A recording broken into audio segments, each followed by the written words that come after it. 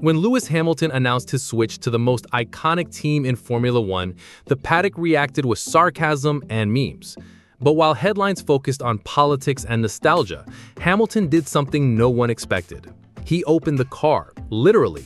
From the very first test, he dove into the untouched layers of Ferrari's machinery. He submitted technical reports, challenged long-standing philosophies in Maranello, and questioned everything, from pedal positioning to front-end geometry. This wasn't adaptation, this was reconstruction, and it made people nervous. What looked like a struggling champion was actually the beginning of a silent war between the most precise driving style of a generation and a machine built for a different era, a different driver. Today, the truth is surfacing. Hamilton isn't lost inside Ferrari, he's reshaping it from within, and the ones who laughed are now watching quietly. It started with something as simple and as critical as braking. Hamilton's style relies on precision at the entry point of a corner, late braking, stable pedal feedback, and absolute front-end trust. But the SF25 wasn't built for that. Its original philosophy favored a looser rear with a sharper front geometry tailored to Charles Leclerc's rotation-heavy technique. On paper, it was agile. On track, it became a nightmare for Hamilton. Every time he tried to dial in stability through setup tweaks, he faced a wall. Limited base configurations, resistance from the technical group, and setups that worked against each other rather than in harmony. Ferrari's engineers were used to a car tuned around Leclerc. Hamilton, he needed a new language entirely. And so the so-called patchwork setups began. Imperfect combinations meant to artificially balance what the car refused to deliver naturally. To outsiders, it looked like Hamilton was off pace, but inside the garage, it was something else. A driver wrestling with a car not made for him and refusing to surrender. That refusal to surrender led to something Ferrari didn't expect: data divergence.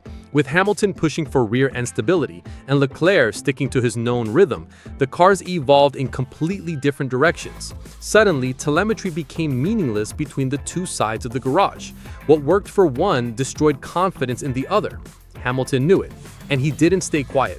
Behind closed doors, he began submitting detailed documents, not just setup feedback, but full critiques of internal communication, departmental structure, and race weekend execution. It wasn't a rant, it was a blueprint, a vision for a Ferrari that could operate at Hamilton's level of precision. But to the old guard in Maranello, it felt like a threat. This wasn't just a driver adapting. It was a driver challenging the way Ferrari builds cars, makes decisions, and communicates under pressure. And for a team defined by tradition, that kind of pressure triggers resistance. But here's the thing, resistance only delays change. It doesn't stop it. Hamilton was already reshaping the red machine. One of the first internal battles was over something few fans even think about: pedal position. Hamilton requested a fundamental change to match his braking style. Not just comfort, but pressure modulation, response timing, and absolute muscle memory honed over a decade of dominance. At Mercedes, this was second nature. At Ferrari, it was a protocol nightmare. The adjustment required shifts in hardware placement and affected how the driver sat inside the cockpit. It delayed simulator calibration, clashed with Leclerc's reference setup, and triggered internal debates about standardization. But Hamilton didn't back off, because he understood one thing: if the car doesn't speak your language at the pedal, it never will at 300 kilometers per hour. This wasn't a cosmetic change. It was the first break in a new foundation, a Ferrari built around a different feedback loop. Every adjustment, every request, every tweak wasn't about ego.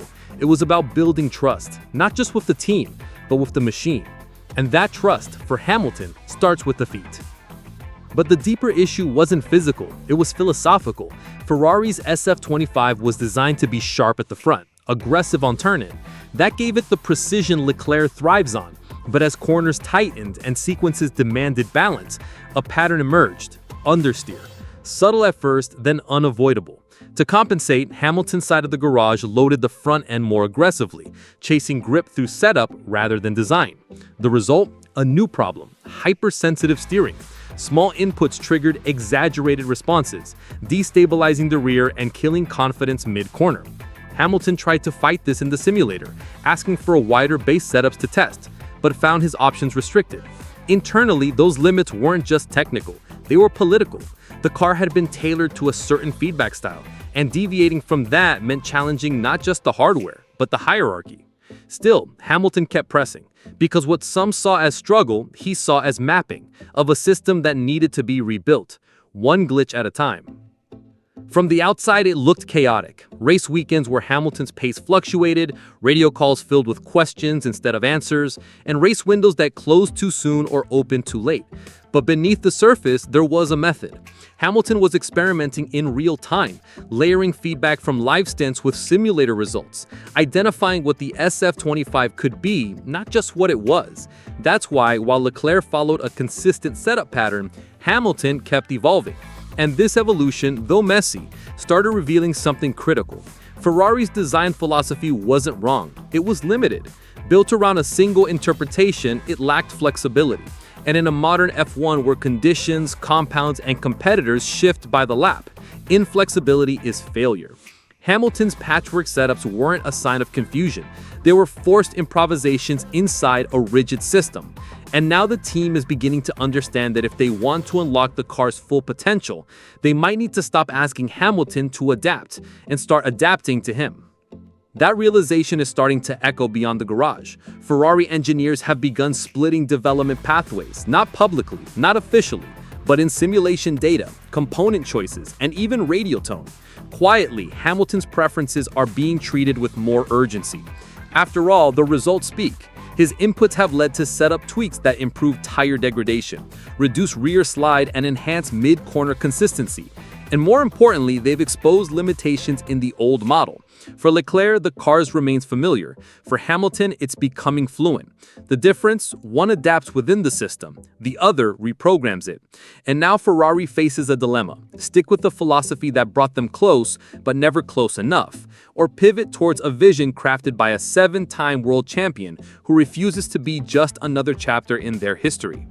In every team meeting, every debrief, every simulator update, the tension grows. Hamilton isn't just driving a car, he's forcing Ferrari to choose what kind of team it wants to be.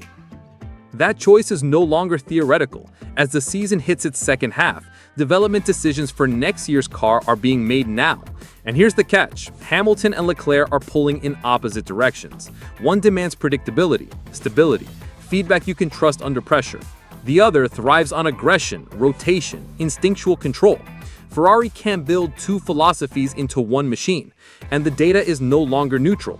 It's leaning towards the driver who keeps turning chaos into progress. Hamilton's struggles weren't setbacks, they were stress tests, applied pressure to expose what needed to change. The man they said was past his prime, chasing glory in the wrong place, is now steering a revolution. And the silence from his critics is louder than ever, because the same paddock that laughed when he put on red is now watching him reshape it stroke by stroke. This isn't the end of a career, it's the beginning of a transformation. And the question isn't whether Hamilton will adapt to Ferrari, it's whether Ferrari will be brave enough to adapt to Hamilton. Think Hamilton's transformation of Ferrari is just beginning? Or do you believe the team will resist until it's too late? Drop your thoughts below. Are we witnessing a quiet revolution or just another chapter of internal chaos at Maranello?